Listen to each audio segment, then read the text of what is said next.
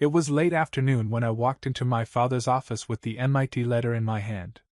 The sun slanted through the dusty blinds, casting long stripes of light across the floor, and for a second, I thought maybe it was a sign, like the universe was trying to illuminate something good between us before it all collapsed. My father, Robert Carter, didn't look up right away. He was reading the quarterly numbers for Carter Steelworks, a pen tapping against the side of his whiskey glass. The place smelled like varnished wood, old machine oil, and the cheap cologne he'd started wearing when he turned 50, as if he thought it could mask how tired he was. I stood there in the doorway, clutching the envelope like it was armor. My heart was beating so hard I could feel it in my throat. 17 years old, 1 foot out the door, and still hoping he might be proud of me. When he finally lifted his gaze, there was no curiosity in it, just that thin, skeptical line of his mouth. "What's that?" "My acceptance letter," I said, voice steadier than I felt. "From MIT. He blinked once, slowly, as if the syllables needed extra processing time. Then he set his pen down with exaggerated care. "I thought we were past this," he said. "You and your computer nonsense." "It's not nonsense," I said. "It's a full scholarship. Dad, do you understand what that means? I've been working on this for—" He held up a hand. "Don't start." I swallowed hard. I'd rehearsed this moment for weeks, every argument, every defense, every line about how I could help the business if he'd let me modernize it. How automation and predictive analytics weren't just theoretical. How Carter Steelworks could survive another century if he'd let it evolve. I laid the envelope on his desk. Then I pulled out the proposal I'd spent 6 months compiling. 50 pages, neatly bound, with diagrams and projections and citations from journals he'd never read. I'd imagined him flipping through it, and seeing all the hours I'd poured into proving I wasn't just a kid with a hobby. He didn't touch it. He leaned back in his chair, studying me like I was something he couldn't quite identify. "You think you're smarter than me," he said finally. "No," I whispered. "I think I'm different." He let out a short laugh, sharp enough to sting. "You want to abandon your family to play at being special. You think some fancy degree is going to make you better than the people who built this place?"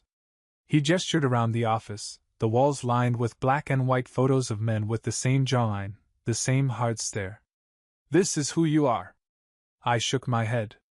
"No. It's who you are." Something changed in his eyes then, something I'd never seen before. Not disappointment. Not frustration. Contempt. He stood. For a moment I thought he might walk out, leave me there in the silence. But he didn't. He raised his hand, and before I could flinch, his palm connected with the side of my face. The sound was small, almost polite. The heat bloomed instantly across my cheek, and I knew, in that fraction of a second, that whatever part of me still hoped he'd understand was gone for good. When I looked up, he was already moving back behind the desk. He sat, smoothed the crease in his slacks, and picked up the pen again.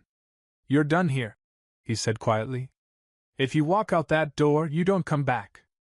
You're no son of mine." At the edge of my vision, my mother stood in the hall, her hands twisting the hem of her cardigan. She didn't say anything. She never did. But when I turned to leave, she stepped forward and pressed a folded wad of bills into my palm. Her eyes were glassy, her mouth trembling. "I'm sorry," she whispered. I don't know how to stop him." I didn't have an answer. Maybe there wasn't one. I walked out without looking back. Down the stairs, past the production floor that still smelled like scorched metal, past the men who pretended not to notice as I passed. Out the side door, into the brittle autumn air. I stood there on the cracked asphalt, clutching that envelope and the cash my mother had slipped me, and realized I was free. Free, and alone. A pickup truck rattled past the front gate, and for a moment, I wondered if the driver could tell I'd just lost everything. But as I started walking toward the bus station, I realized I hadn't lost anything that mattered. Not really. I still had my mind. My ideas. My conviction that I didn't have to be another Carter man choking on regret. That was the day my father decided he was finished with me.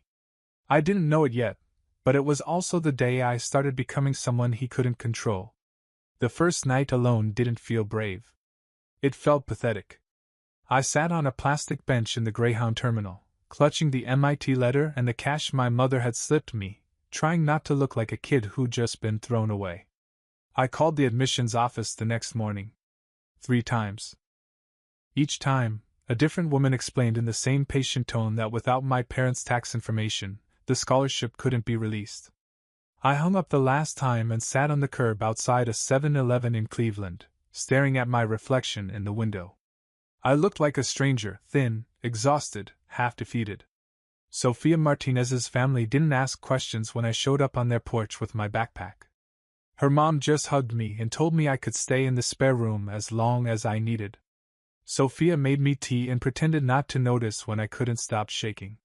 But kindness only stretched so far. I needed work. Fast. Within a week, I was bussing tables at a diner that smelled like burnt grease and mopping floors in a strip mall at night. My hands cracked from cheap soap. My shoulders ached so badly I sometimes slept sitting up. At dawn, I'd stagger back to the Martinez's couch and crash until the next shift. By winter, I knew I couldn't stay. Sophia's parents never said a word, but I saw it in the tight way her mom folded the laundry I tried to help with. So I packed up, just my laptop, 2 pairs of jeans, and the MIT letter I still read sometimes, like a superstition, and took a bus south. I landed at Columbus State Community College because it was cheap and didn't ask many questions. I rented a basement studio in Dayton for $400 a month, cash only. The carpet smelled like mildew, and the heat barely worked. On good nights, the roaches stayed hidden. On bad ones, I woke up to their skittering across the counters. But at least no one could throw me out again. Days blurred into routine. Bus tables from 6 to 2. Mop hallways from 3 to midnight. Collapse on the mattress, still in my uniform. Some nights I'd wake up convinced I'd made a mistake, that I should have begged my father to reconsider. But the shame was always worse than the fear. In the narrow spaces between work and exhaustion, I coded. My laptop was secondhand and wheezed when I opened big files, but it still booted. I built tiny tools, scheduling apps, data parsers, anything to keep my brain alive. It was the only time I felt like myself. One afternoon, in the campus library, I was tweaking a machine learning model when someone spoke behind me. "That's an efficient structure." I turned startled. Dr. Harrison was one of the senior lecturers, with an old tweed jacket and eyes that missed nothing. He studied the screen for a moment, then looked at me. "Have you thought about the State Innovation Challenge?" I almost laughed. I was barely keeping my lights on. How could I afford to enter a competition? But something in his voice made me pause. "I could help you apply," he said. "You'll need a partner. Someone who complements your skills." That's how I met Olivia Bennett. She was all angles, sharp eyes, sharper opinions. The first time we spoke, she called my variable names. "Criminal," then offered me her hand with a wry smile. "I'm Olivia," she said. "I'll try not to embarrass you." We were a disaster at first, arguing over every detail. But she was the first person who didn't pity me or treat me like I was lucky to be there. She expected me to hold my own. We worked nights in the lab, surviving on instant ramen and sheer desperation. I'd never been more exhausted. Or more alive. One evening, as I massaged the ache in my wrists, Olivia closed her laptop and said quietly, "You know you don't have to prove anything to them." I didn't ask who she meant. Because I knew. The day of the State Innovation Challenge felt like stepping onto a stage I hadn't realized I'd been preparing for.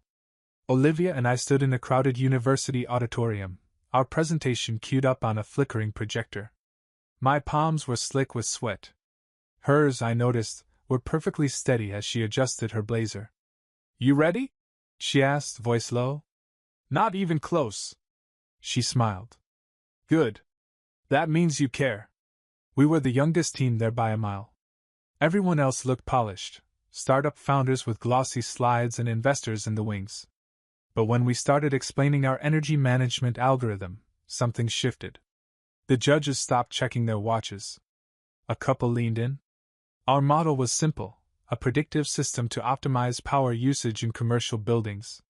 It could save companies millions in wasted energy. We tested it in simulation until the laptop threatened to melt. In a better world, I thought, my father might have been proud of that. Instead, he was probably at Carter Steelworks that afternoon, pretending I no longer existed. When we finished, there was a moment of silence. Then the lead judge cleared his throat. "That," he said, "was extraordinary." I didn't remember walking off stage. My body felt weightless, like I'd left it behind with the fear. We tied for first place. They handed us a check for $50,000, split down the middle, and told us to use it well. I stared at the numbers like they were a prank. I'd never seen that much money, let alone earned it on my own terms. Olivia clapped me on the back. "So," she said, "what are you going to do now?" The answer came before I could second guess it. "I'm going to build something." That was how Vertex Innovation started. Two exhausted 20-somethings in a rented garage in Austin, Texas, with folding tables, mismatched chairs, and a conviction that we could outwork anyone. We slept on yoga mats, coding 18 hours a day. I took every odd job I could find to keep the lights on: delivery driver, freelance bug fixer, warehouse grunt. Olivia's parents sent care packages of dried pasta and instant coffee. Some weeks, that was all we ate. The lowest point came 6 months in, when our prototype overheated and burst into flames. I stood there with a fire extinguisher, thinking maybe my father had been right, that this was a fantasy, that I was destined to fail. But when the smoke cleared, Olivia met my eyes over the charred remains of our first real build. "Again," she said simply. So we rebuilt it. Piece by piece, line by line. We pitched over 100 clients, most of whom barely bothered to answer our emails. But the 101st did, FedEx, of all companies. They gave us 15 minutes to prove our system could outperform Titan Industries, the entrenched giant we'd admired from afar. We stayed up 3 nights straight running simulations. When the day came, we presented in a stuffy boardroom, our clothes wrinkled, our hearts hammering. 2 weeks later, the contract landed in my inbox. Vertex had won. It wasn't a lottery ticket. It was the result of every moment I hadn't given up. Every hour I'd spent believing I was more than the boy my father called a disgrace. By the time we were profitable, I'd almost stopped thinking about Pittsburgh. About the office that still smelled like steel and stale whiskey. Almost. But the past doesn't stay buried forever. 11 years. That's how long it had been since I'd heard my father's voice.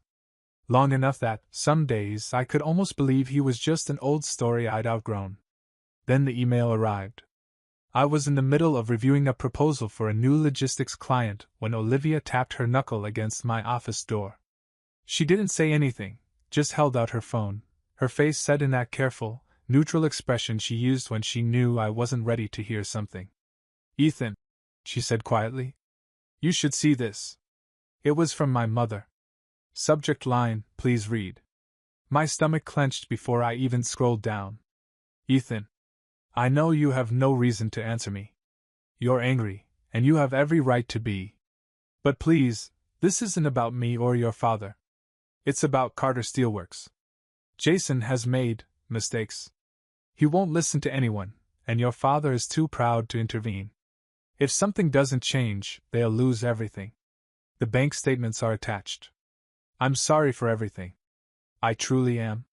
But there are hundreds of people whose jobs depend on that factory. You're the only one who can stop this. Mom. Attached were PDFs, cash flow projections in free fall, loan balances, overdue invoices. A red figure so large it made my chest go tight. I closed the email and leaned back in my chair. For a long time, I just watched the ceiling fan spin. Part of me wanted to delete it, to pretend she hadn't reached out at all. Another part, some stubborn splinter that still cared about the people behind those numbers, wouldn't let me. Olivia sat across from me, folding her hands on her knee. "You don't owe them anything," she said. "I know. But you're going to help." I rubbed my temples. "I don't know. Maybe. Maybe I shouldn't." She didn't try to convince me either way. That was one of the reasons I'd married her. She believed I deserved to make my own choices, no matter how complicated they were. Later that night, after Noah was asleep, I sat alone in my office with the old photos spread out across the desk. Carter Steelworks in its heyday, workers lined up in front of gleaming steel beams, my grandfather shaking hands with the mayor, my father standing tall and certain. I'd spent most of my life trying to escape that legacy. I could have walked away. Should have. But all I could think about were the men and women on those factory floors, the ones who'd slipped me sandwiches when I was a kid trailing after my father. The ones who treated me like I mattered, even when he didn't. The next morning, I called the contact at Titan Industries, just to confirm what my mother had hinted. The woman on the line sounded almost apologetic as she explained Titan's plans to buy Carter Steelworks for pennies on the dollar, strip the assets, and shutter the plant. I hung up feeling sick. I told myself I didn't care. That I'd built my own life, my own company, and they'd made their choices. But when I looked over at Noah's drawing taped to the bookshelf, a stick-figure family, all of us smiling, I realized I couldn't let that be the lesson he learned about who we were. I wasn't going to save my father. But maybe I could save the people he'd failed. So I opened a fresh file and typed 2 words across the top. Greyrock Holdings. It was time to come home. By the time Carter Steelworks board gathered to finalize the sale to Titan Industries, Greyrock Holdings had already become the quiet shadow in every backroom conversation. I'd spent 6 weeks assembling a team, corporate lawyers, debt acquisition specialists, old contacts who still remembered my name even if my family didn't. Every evening after Noah was asleep, I'd sit in my home office with Olivia, combing through balance sheets and loan agreements, hunting every hidden liability my brother had tried to bury. It was astonishing how bad it was. Jason had siphoned cash to fund vanity projects, an e-commerce spin-off no one asked for, a branding agency that never delivered, some half-baked cryptocurrency venture he was too embarrassed to admit had failed. He'd leveraged the factory as collateral for a dozen loans, each more reckless than the last. And my father had signed off on all of it. I didn't tell my mother what I was planning. I didn't reply to her emails. If she wanted me involved, this was how it was going to happen, on my terms. When Greyrock reached 58% ownership of the company's outstanding debt and voting shares, I knew it was time. The board convened in the same conference room I remembered from childhood, with the long oak table and the brass nameplates. Jason sat at the head, smirking like a boy who'd stolen a cookie jar. My father sat 2 seats down, gray and tired but still radiating that old pride. They both looked up when the doors swung open. And I walked in. For a moment, no one spoke. Then Jason recovered his swagger. "What the hell are you doing here?" I set a folder on the table and flipped it open, page by page. Loan agreements, debt transfer notices, proof of default. "My name," I said evenly, "is on all of these now." His face went slack. You can't just buy our debt." "You can't," Olivia said from behind me, her voice calm and razor-sharp. "Especially when the debt holders are eager to recoup something before the whole operation implodes." One of the board members cleared his throat. "Mr. Carter, Ethan, are you here to finalize the sale to Titan?" I looked around the table, taking in the familiar faces. Men who'd watched me grow up.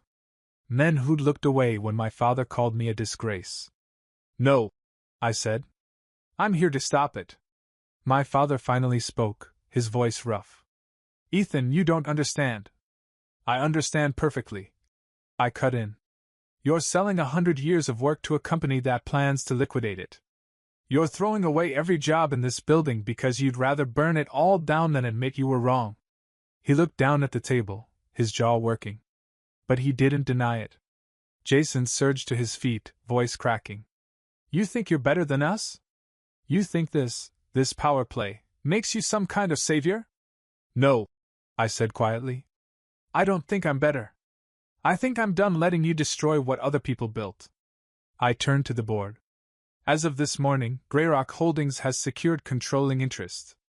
Effective immediately, the sale to Titan Industries is cancelled. Jason Carter is removed as CEO." Jason stared at me like he couldn't comprehend the words. "You can't. Security will escort you from the premises," I finished. The silence was total. A moment later, the guards appeared. Jason looked at my father, waiting for him to stop it. My father never looked up. When they reached the door, Jason spat. "You're pathetic. You always were." I didn't answer. Because in that moment, I finally understood he had no power over me anymore. I turned back to the board. "This company is going to change," I said. "Adapt, modernize, and survive. Or you can leave. That choice is yours." No one argued. Because deep down, they all knew the same thing I did: it was already over. The next morning, I arrived at Carter Steelworks before sunrise. The parking lot was half empty, the way it always looked in the slow months. I'd stood in that same spot when I was a boy, watching the trucks roll out at dawn. Back then, I thought my father controlled everything. That he was unshakable. But the man who walked into the conference room an hour later wasn't unshakable. He looked smaller somehow. Paler. Like someone who'd finally realized the ground he'd staked everything on wasn't as solid as he believed. He didn't say a word at first. Just stood by the window, arms folded, staring out at the warehouse roofs. "I suppose you think this is some grand victory," he said finally, his voice low. "No," I said. "It's survival. For them. For the company. Maybe even for you." He turned, studying me with that old, assessing stare. "The same one that used to make my stomach twist when I was 17. You think you've proven something," he went on. "That you're better. That your ideas matter more because you made a few $1,000,000. I didn't rise to it. I'd rehearsed this moment in my head 100 times. All the things I wanted to yell. All the bitterness I wanted to throw back at him. But standing there, watching the way his shoulders slumped under the weight of it all, I felt something else. Pity. You don't have to like me," I said quietly. "But you need to accept that you failed this place. And I won't let you fail it again." He didn't respond. I set the folder on the table, formal restructuring plans, the same ideas I'd tried to show him 11 years ago. Automation. Predictive maintenance. Energy optimization. Everything he'd dismissed as childish fantasy. "This is what's happening," I said. "We start implementation Monday. You can stay on as a consultant if you want. Or you can retire. But you will not have authority here." His hands tightened on the window frame. "You take everything from me." I looked at him evenly. "You took everything from me first." He finally turned around, and for a moment the fight left his eyes. There was no anger, no scorn, just a hollow weariness. "I'll stay," he said. "But only because I won't abandon the men on that floor." "That's your choice," I replied. Jason didn't show up. No one expected him to. After being escorted out, he'd vanished, his office emptied overnight, his name already scrubbed from the website. By noon, I held a full staff meeting. Hundreds of employees, some who'd known me as a boy trailing after my father, others who only knew my name from the takeover headlines. I stood at the front of the warehouse, microphone in hand, my heart pounding. "Some of you probably think I'm here to dismantle everything," I began. "That this is just another outsider trying to squeeze the last bit of value out of what's left."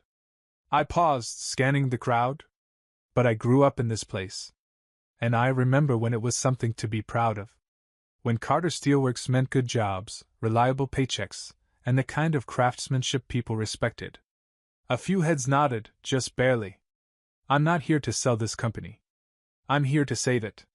If you're willing to adapt with me, there's a future for all of us. If you can't..." I let the sentence hang. No one walked out. They didn't clap. They didn't cheer. But as I stepped off the platform, I felt something shift. A cautious hope. In the weeks that followed, my father came in every morning at 6. He didn't offer suggestions. He didn't argue when I presented new workflows. He just sat in his old office, staring at the photos of the company in its prime. Once, I caught him watching me through the glass wall while I reviewed system specs with the engineering team. He didn't look away. And for the first time in my life, I saw something like respect in his face. Not forgiveness. Not understanding. But respect. And maybe, for now, that was enough. If you walked into Carter Steelworks 6 months later, you wouldn't have recognized it. The rusted conveyor lines were gone, replaced by sleek automated systems that ran 24 hours without complaint. The old punch clock wall, the one I used to sneak past as a kid, had been replaced with biometric scanners. The break room had real coffee instead of the scorched sludge everyone used to pretend to enjoy. Sometimes I'd stand on the catwalk above the production floor and watch it all running, every machine, every workflow, exactly as I'd imagined when I was 17. The same plans my father once called childish. Now they were the reason the company had survived. It wasn't perfect. The transition was rough.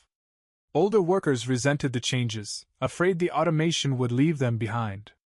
I knew better than to sugarcoat it. I brought in training teams, offered certifications, paid for night classes. Some employees still left. Most stayed. One afternoon, while I was walking the floor with Olivia, my father came up beside us. He looked at the new assembly robots with a kind of resigned fascination. "You always did think too big," he said, not quite accusing. I braced for the familiar scorn. But it didn't come. He kept staring at the machines. "I see it now. What you meant." I waited, but that was all he said before he turned and walked away. It was the closest thing to an apology I'd ever get. At home, life felt easier in a way I couldn't explain. Maybe because every day I went to work, I proved to myself I hadn't been wrong to believe in my ideas. Maybe because I'd stopped expecting my father to fill the role he never could. Noah was 6 now. He loved visiting the factory, watching the robots, climbing onto the forklifts when the operators weren't looking. One morning, he tugged my sleeve while we were walking the catwalk. "Did Grandpa build this?" I hesitated. "He kept it going," I said carefully. "But we built it together." It wasn't the full truth. But it was the best version of it I could give a 6-year-old. Some nights, my mother came over for dinner. She and Olivia would talk about recipes or Noah's school while my father sat at the end of the table, quiet. He never mentioned the day he'd thrown me out. He never asked how I'd survived. At first, that silence made me angry. But over time, I realized it was the only way he knew how to acknowledge what he'd done. He didn't have the language for regret, only the discipline to keep showing up every morning as if his presence could patch the cracks he'd made. And maybe that was something. Not enough. But something. The board meetings felt different too. No more hush-voiced arguments over debt. No more scrambling to keep the lights on. For the first time in decades, Carter Steelworks was solvent. Profitable, even. The new system slashed costs by 30%. New contracts came in from companies that had once written us off as obsolete. I'd look around the conference table at men who'd dismissed me as a teenager with a laptop, and I'd see it in their faces: acceptance. They didn't love me. But they trusted me to lead. And after everything, I realized that was enough. The last piece to fall into place was the sign out front. For months, I'd left it untouched: Carter Steelworks, painted in fading white letters. The name my father had fought so hard to protect. One evening, after everyone had gone home, I stood alone at the gates and looked up at it. And I understood that this place didn't have to be a monument to our failures. It could be something new. It was a quiet Tuesday when my father finally spoke the words I'd waited most of my life to hear. I'd stayed late to finish reviewing a proposal to expand our predictive systems to the smaller plants. The rest of the offices were dark. Only my father's light was still on, spilling across the hallway in a thin rectangle of yellow. I walked past his door, intending to leave without another conversation. But he looked up, and something in his expression made me pause.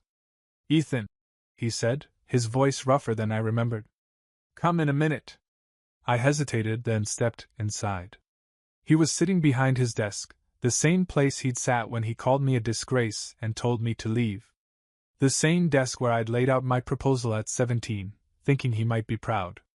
For a moment neither of us spoke. He gestured to the chair across from him, and I sat, hands folded in my lap like a kid again. "I used to think," he began slowly, "that all this—" He waved a hand at the walls, the photos, the old steel beams stacked outside. "Was the only legacy that mattered. That keeping it exactly the way my father left it was some kind of duty." He paused, searching for words. When you were a boy, he went on, I wanted you to love it the way I did. And when you didn't, I didn't know what to do with that. I waited. I thought if I pushed you hard enough, he continued, you'd fall in line. That I could break you into what I needed. He swallowed, his gaze dropping to his hands. But you weren't the one who broke. I studied him in the dim light. He looked smaller than I'd ever seen him. Just an old man with too many regrets, and not enough time to fix them. I wanted to be an engineer, he said finally, almost a whisper.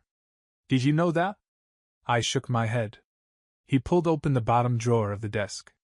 When he set the folder on the table, I recognized the brittle blueprints even before he pushed them toward me, designs for a mechanized assembly line, dated 40 years ago. My father called them childish nonsense, he said. Told me to grow up. So I did. His eyes met mine, raw and tired. And I did the same to you. The silence felt heavy in my chest. I wanted to tell him I forgave him. That we could start over. But I couldn't. Because part of me still carried the 17-year-old who'd left this building with nothing but a backpack and a last scrap of hope. So I did the only thing I could. I reached out and closed the folder, gently. I understand, I said. He nodded, and in that nod was an apology he'd never learned to say out loud. Later that night, I stood in the dark parking lot, looking up at the new sign, Vertex Steelworks. It hadn't been a decision I made lightly. But the old name felt like a cage, and I wanted Noah to grow up knowing he wasn't bound by someone else's legacy. When I turned to leave, Olivia was waiting by the car. She didn't ask what my father had said. She just took my hand, the way she had since the day we started this journey together. At home, Noah was still awake, drawing robots on the living room floor. He looked up when I came in and held out his picture, proud. Is this like the ones at your factory? He asked. I knelt beside him, studying the wobbly shapes and bright colors. It's exactly like them, I said. And in that moment, I knew the real victory wasn't the company or the contracts, or the respect I'd finally earned. It was this. The quiet certainty that my son would never have to wonder if his dreams were worth fighting for. He'd never have to earn my love by sacrificing who he was. He'd never have to walk away just to survive. And maybe that was the only legacy that ever mattered.